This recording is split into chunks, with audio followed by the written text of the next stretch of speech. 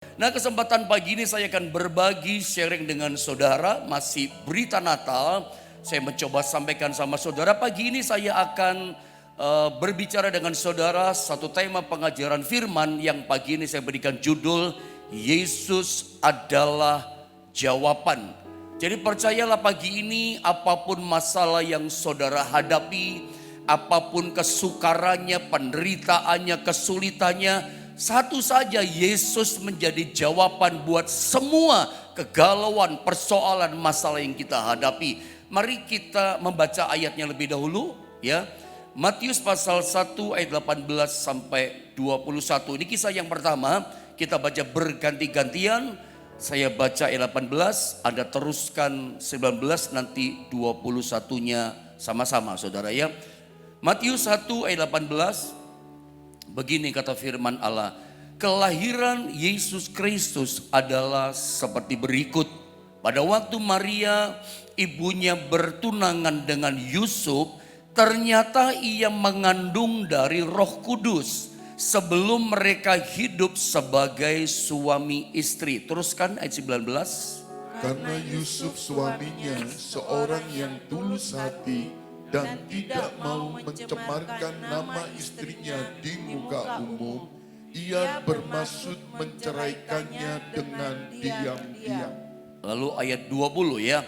Tetapi ketika ia mempertimbangkan maksud itu, malaikat Tuhan nampak kepadanya dalam mimpi dan berkata, Yusuf anak Daud, janganlah engkau takut mengambil Maria sebagai istrimu, sebab anak yang di dalam kandungannya adalah dari Roh Kudus. 21 sama-sama kita membacanya 2 dan 3. Ia akan melahirkan anak laki-laki dan engkau akan menamakan dia Yesus, karena dialah yang akan menyelamatkan umatnya dari dosa mereka. Mari kita akan sama-sama belajar dalam tema firman Allah pagi ini bahwa Yesus itu adalah jawaban buat setiap persoalan kita. Jadi saya ulang, sebetulnya apapun masalah kita, apapun tantangannya, kesulitannya, penderitaannya, cuman satu saja, Yesus yang jadi jawaban buat kehidupan kita. Mau masalah rumah tangga, mau masalah ekonomi, keuangan, atau masalah anak kita, masalah orang tua kita, macam-macam setiap masalah. Masalah di dunia ini banyak. Dunia ini gudangnya masalah. Masalahnya boleh macam-macam, situasinya boleh sukar macam-macam.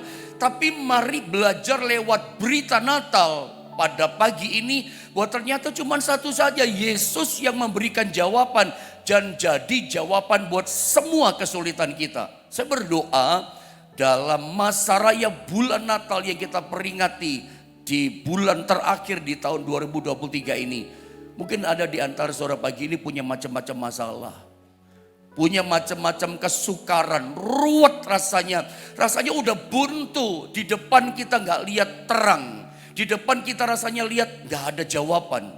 Tapi hari ini Natal gitu ya, bulan ini bulan Natal datang sama kita. Saya berdoa Yesus menjadi jawaban buat setiap masalah, kesulitan, keruwetan hidup yang Anda hadapi. Mari kita lihat yang pertama, kita belajar bahwa Yesus itu adalah menjadi jawaban buat setiap kegalauan hati setiap kita.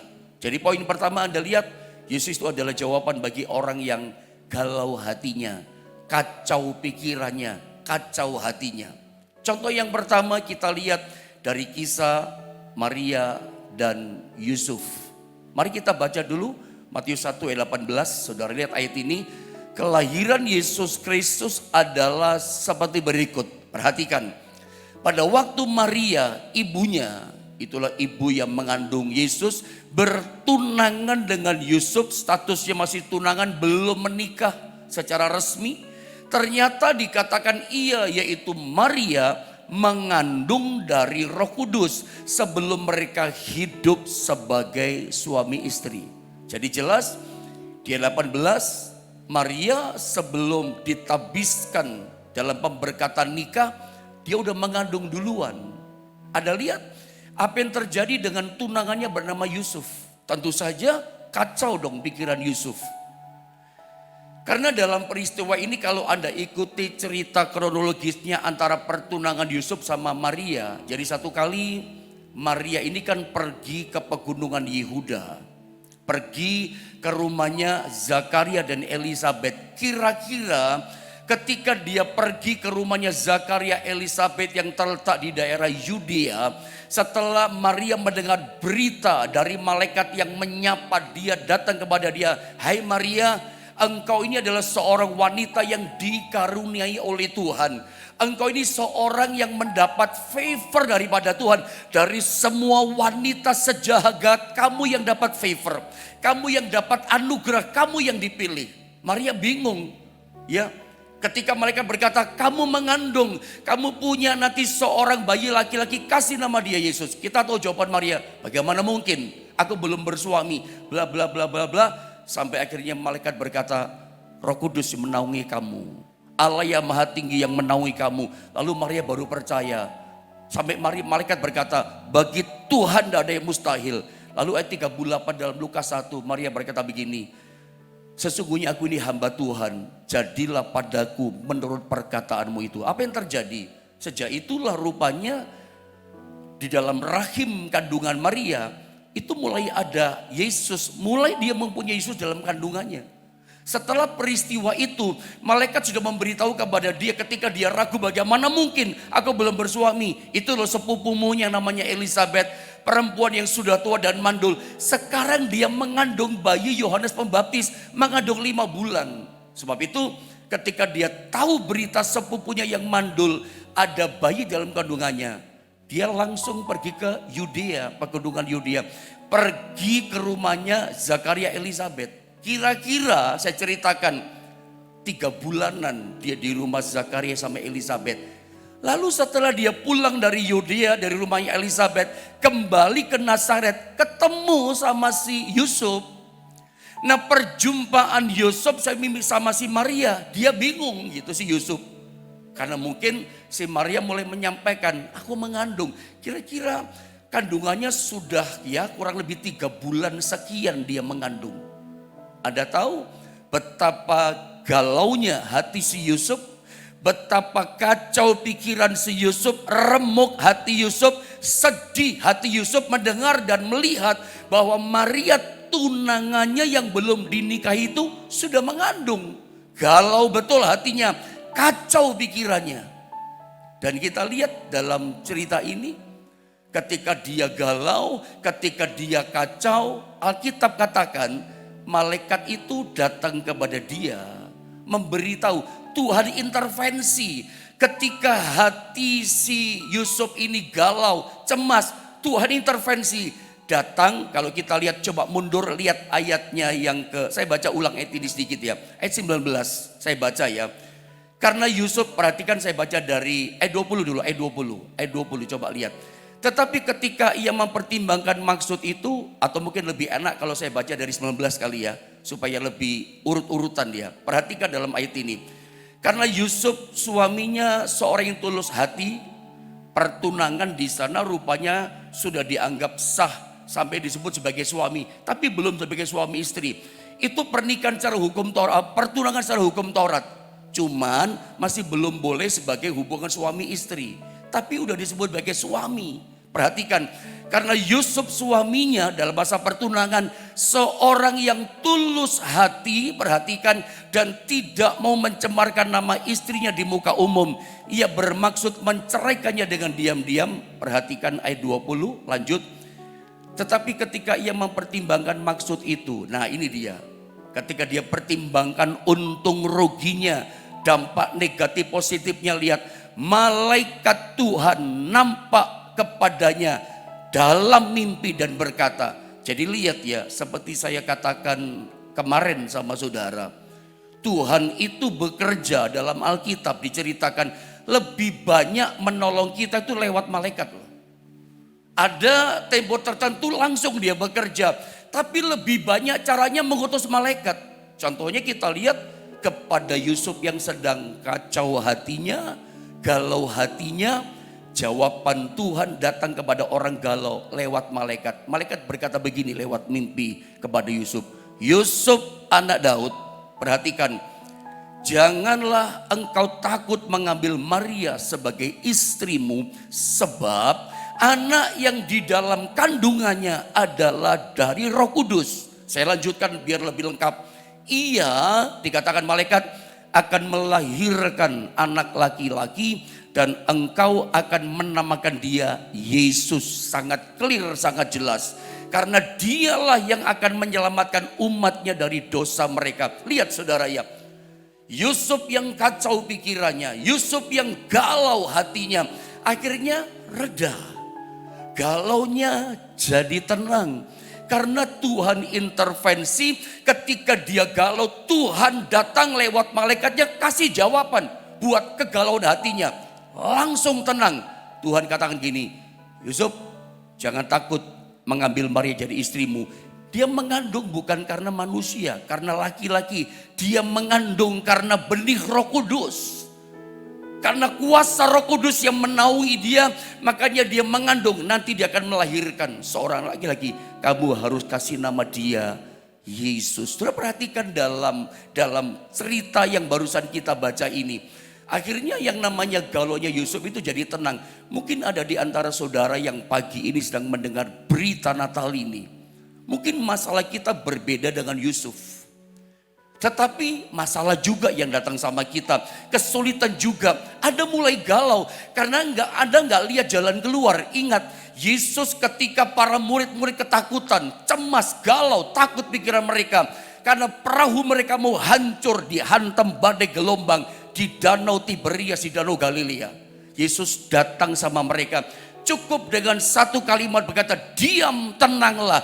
Gelombang yang gemuruh, ombak yang gemuruh, langsung set jadi tenang. Ingat, kegalauan hati Anda yang bergemuruh, macam-macam pikiran yang datang sama saudara. Ada mulai berkata di akhir tahun, aduh aku hancur. Karena kalau orang galau, cemas pikirannya, takut pikirannya, macam-macam pikiran negatif. Hancur hidupku, galau. Yang namanya ekonomi akan hancur, aku akan gagal, dan segala macam kebangkrutan terjadi. Kelihatannya akhir tahun ini hidupku tidak bahagia, macam-macam persoalan. Dengar baik saudara ya, berita Natal menyatakan kepada kita, kalau ada di antara saudara sedang galau hidupmu, ingat, Yesus sanggup jadi jawaban buat setiap saudara. Dan yang menarik, kenapa sih Yusuf itu akhirnya galaunya ada jawaban dari Tuhan. Kita temukan di sini ya, bahkan indah berita Natal ini. Kenapa mesti Yusuf yang dipilih? Dan kenapa Tuhan intervensi kepada seorang yang namanya Yusuf? Jadi kalau Anda di akhir tahun, dalam sukacita berita Natal ini, Anda adalah orangnya yang sedang macam-macam galau hati saudara. Kacau pikiran saudara, karena saudara dihantam masalah yang berat. Anda rasanya bingung gini, ini jalannya bagaimana ya? Anda nggak lihat secercah harapan terang di depan saudara. Anda ingin nggak dapat jawaban seperti Yusuf? Anda ingin nggak Tuhan datang kasih jawaban intervensi atas masalahmu? Sehingga semuanya jadi clear, jadi terang, jadi tenang. Yusuf akhirnya tahu di balik Maria tunangannya mengandung, itu ada rencana kekal daripada Allah. Akhirnya dia ngerti Yusuf, ini ada rencana ilahi. Ini ada rencana yang besar daripada Allah untuk keselamatan umat manusia. Sehingga Anda tidak mengeluh seperti Yusuf. Mungkin kalau kita nggak ngerti ketika hadapi masalah, kita mulai mengeluh, kita mulai ngomel, ini apa yang terjadi? Waduh, macam-macam di hati. Tapi akhirnya kita ngerti, di balik kesulitan, di balik penderitaan, di balik masalah, di balik kegagalan, di balik kejatuhan, kerugian kita ngerti. Tuhan izinkan terjadi, ada rencana yang besar daripada Allah. Yusuf tahu di balik itu ada rencana ilahi yang kekal. Anda ingin gak di akhir tahun ini Tuhan singkapkan kepada kita, Tuhan intervensi, Tuhan datang tolong kita, dan Tuhan kasih jawaban. Kalau Anda ingin dapat jawaban dari hatimu yang galau, Tuhan jawab masalah saudara, saudara minimal harus memiliki dua hal yang dimiliki oleh Yusuf. Ini penting.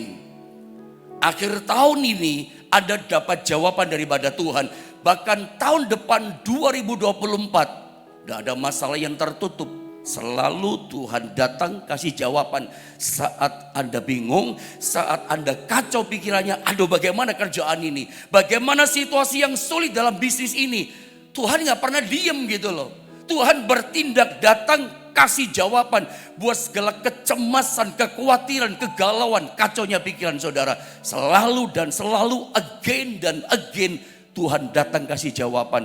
Kalau Anda ingin Tuhan selalu datang memberikan jawaban seperti dia kasih jawaban kegalauan hatinya Yusuf, miliki dua perkara yang dimiliki oleh Yusuf.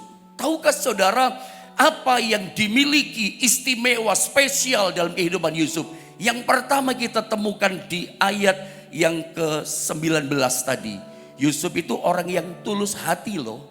Lihat ayat ini, saya baca bagian awal saja.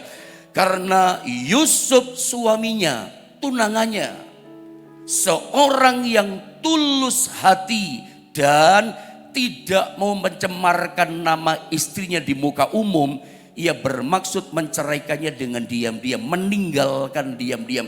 Dia tidak mau mencemarkan nama istrinya.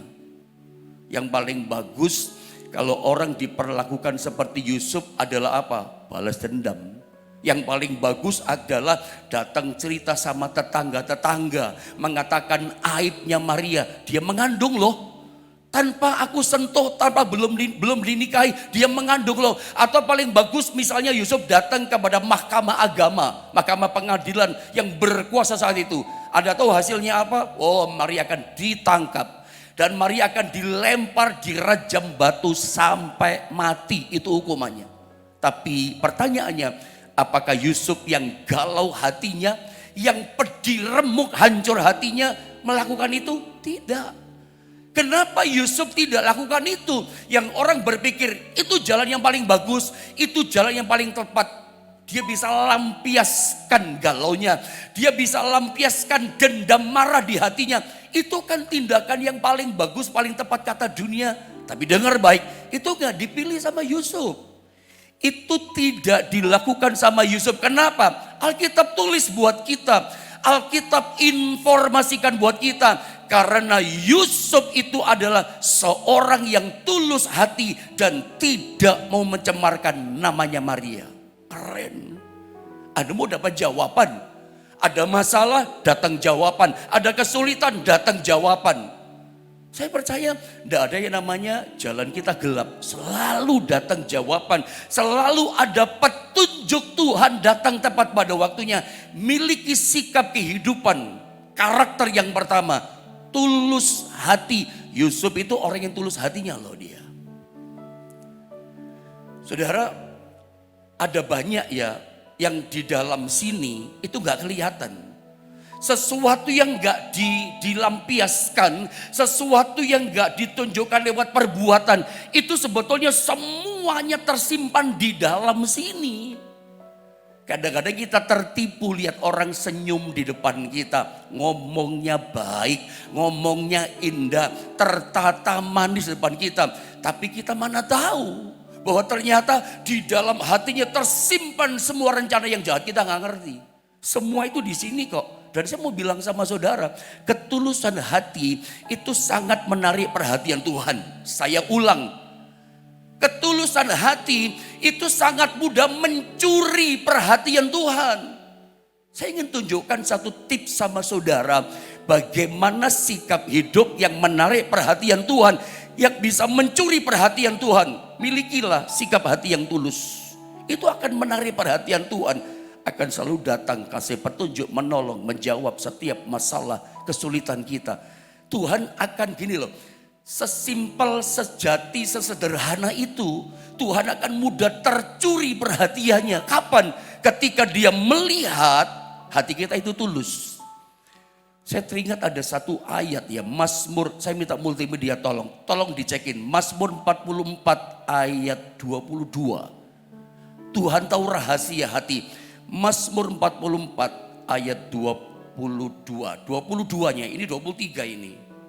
Ini 22. Mazmur 44 ayat 22. Dalam Alkitab digital itu 22. Mungkin Alkitab yang manual kertas 21 kali gitu ya. Atau 23 ya. Pokoknya bunyinya seperti inilah. Tidak usah berdebat soal ayat. Kadang-kadang yang kertas manual sama digital di handphone beda, saudara. Tapi kita lihat ayat ini begini bunyinya.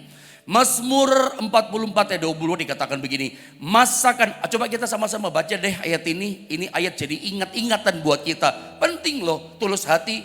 Karena dia ngerti hati kita. Sama-sama kita baca. 1, 2, dan 3. Masakan Allah tidak akan menyelidikinya karena ia mengetahui rahasia hati. Yang tidak terungkap itu ada di dalam. Orang boleh tidak tahu, tapi Tuhan tahu. Tuhan itu adalah mengetahui rahasia hati setiap orang. Karena Tuhan itu selalu ketika melihat orang, dia selidiki hatinya. Yang dilihat Tuhan sama kita apa? Hatinya. Makanya Tuhan sangat mudah tercuri perhatiannya kepada orang yang dalam hatinya tulus. Tuhan tidak hanya tertarik ketika kita menyembah Tuhan. Tuhan bukannya tertarik ketika kita memuji Dia. Tuhan bukannya tertarik ketika kita melakukan hidup kita semuanya benar di hadapan Tuhan. Ingat, ternyata Tuhan lebih tertarik apa yang ada dalam hati kita. Kadang-kala orang melakukan itu benar, tapi hatinya itu sesuai dengan seperti yang Tuhan tepat, nggak seperti yang Tuhan mau. Karena selalu Alkitab katakan dia lihat hati. Contoh yang sangat jelas pernah kita baca dalam itu 1 Samuel pasal 16 ya. 1 Samuel pasal 16 ayat yang ke-7. Satu kali Samuel pernah tertipu. Dia mau urapi yang namanya Eliab, dia mau urapi namanya Syama dan Abinadab, tapi Tuhan berkata, "Samuel, jangan urapi. Kamu cuma melihat yang di depan mata." Tapi Tuhan berkata, "Tetapi Tuhan melihat hati, aku melihat hati." Jadi dengar baik-baik, Tuhan itu lihat hati kita. Makanya gak heran banyak di Alkitab itu bicara hati, jaga hati. Contoh Amsal 4 ayat 23. Ayat yang sering kali saya ajarkan sama saudara. Tuhan perintahkan kita bagaimana tidak. Tuhan sampai suruh kita, perintahkan kita jaga baik-baik hati kita. Jagalah hatimu dengan segala kewaspadaan. Penuh dengan kewaspadaan.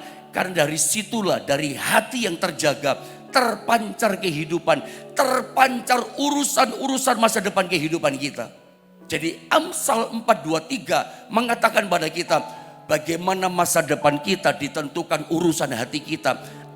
Mazmur 44:22 katakan Tuhan begitu lihat kita, yang dilihat apa? Rahasia hati kita. Dan saya katakan tadi katakan sama saudara bahwa Tuhan sangat mudah tertarik, mudah tercuri perhatiannya ketika lihat rahasia hati orang. Hati orang itu tulus. Saudara, hati yang tulus itu hati yang berkualitas saya sebut. Kualitas hati tulus seseorang itu akan nampak kelihatan dari ketaatannya kepada Tuhan.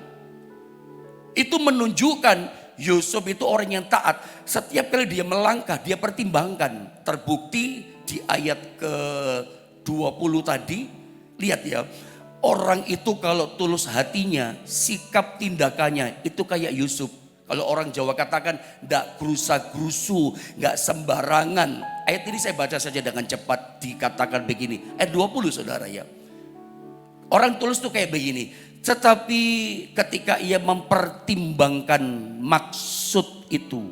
Perhatikan, malaikat Tuhan nampak kepadanya dalam mimpi dan berkata, "Yusuf anak Daud, janganlah engkau takut mengambil Maria sebagai istrimu," dan seterusnya. Kita punya hal yang kedua. Hal yang kedua itu apa? Yang pertama adalah tulus. Yang kedua, dia itu punya hati yang selalu mempertimbangkan. Jadi nggak langsung melangkah, mempertimbangkan ketika mau melakukan sesuatu. Jadi dipertimbangkan dampak positifnya, dampak negatifnya. Dipertimbangkan ruginya, dipertimbangkan untungnya. Ketika dia mau misalnya berpikir, orang yang tulus, dia gak berpikir gini, dicemarkan saja nama baiknya Maria. Aku bilang saja sama tetangga, sama mahkamah agama, hamil di luar nikah. Tapi itu gak dilakukan, karena dia pertimbangkan, nanti kasihan buat Maria, rugi buat Maria, nanti dia malu. Dia pertimbangkan saudara. Mari kita belajar pagi ini memiliki dua sikap ini. Ketika kita mau melakukan sesuatu, kita pertimbangkan baik-baik. Makanya saya kasih saran nasihat sama saudara dalam berita Natal ini. Kalau saudara pagi ini punya masalah, engkau punya kesulitan, engkau sedang punya namanya problem yang besar, jangan cepat-cepat ambil keputusan. Nanti blunder, nanti salah ambil keputusan. Tirulah Yusuf, gak langsung cepat ambil keputusan, tapi dipertimbangkan baik-baik. Makanya kalau kita mau buat sesuatu, mau melangkah, mau melakukan sesuatu, berbuat sesuatu, pertimbangkan dulu. Ini benar apa salah? Ini menyenangkan Tuhan atau bikin Tuhan susah ya? Orang tulus itu kayak Yusuf tunangannya Maria. Sama dengan juga Yusuf yang ada di kitab Kejadian, anaknya Yakub. Ya, anak ke-11 daripada Yakub namanya Yusuf, itu kan juga tulus. Dia itu punya standar orang pilihan, ketulusan. Dia tidak mau nyakiti Tuhan. Masakan aku berbuat dosa sebesar itu? Ketika dia ajak zina sama yang namanya istri Potifar. Dia nggak mau nyakiti hati Tuhan, orang tulus. Nggak mau nyakiti hati atasannya, bosnya Potifar, orang yang tulus. Dia nggak mau balas kejahatan sama kejahatan. Nah ini penting. Jangan balas kejahatan sama kejahatan. Jangan balas kesalahan sama kesalahan. Kejahatan, kesalahan tidak pernah melahirkan kebenaran. Orang tulus tuh begitu, penuh pertimbangan, ditimbang matang-matang sebelum melangkah. Ini nyakiti Tuhan enggak ya? Ini benar apa salah? Kalau salah, no, aku enggak mau. Kalau jahat tidak. Makanya dia enggak balas, saudara. Dia enggak lampiaskan.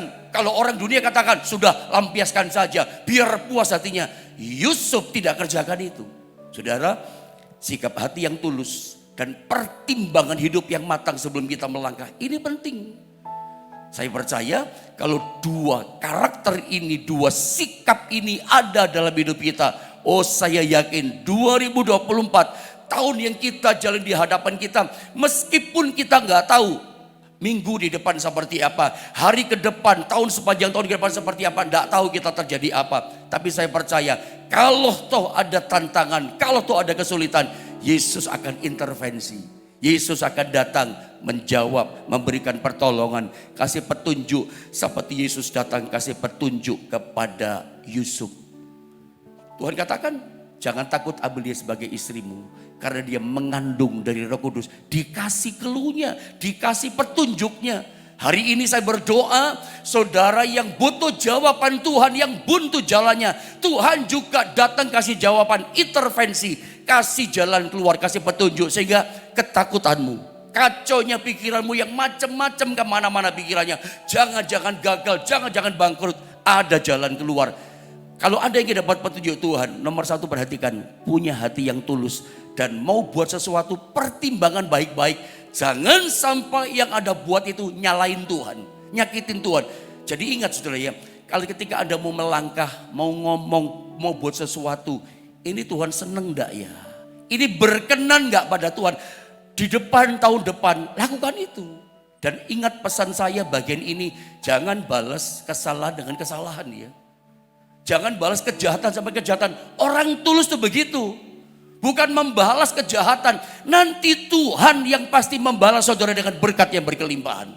Yang kedua, dengan cepat, dengan beberapa waktu yang ada.